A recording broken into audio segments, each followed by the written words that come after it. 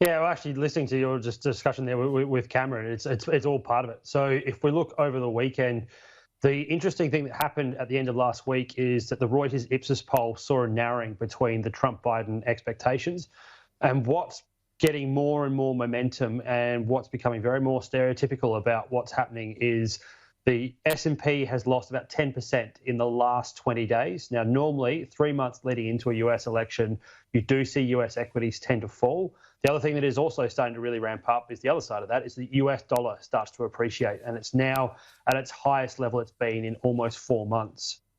The next thing that's actually starting to come out that's probably starting to also come through, and this morning looking at the futures market, it might actually show that for the first time now in a while, you've actually started to see some of the swing states that people allude to, places like Arizona, places like Pennsylvania.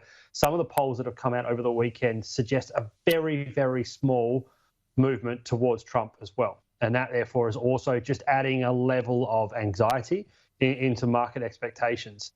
What happens with that, the New York Times piece around Trump's taxes part, we'll probably find that out at the end of the week as the more polls come out. But the market is getting more and more worried about this whole scenario, which is typical, which is what we normally see in any election. But this is just that little added bonus of being a COVID issue, being a bombastic president, as Cameron alluded to, and the market's telling us the same thing, is the nervousness post the 3rd of November. And again, listening to what most people are pointing to is that there is an expectation growing that there won't be a clear expectation or a clear winner on the 3rd.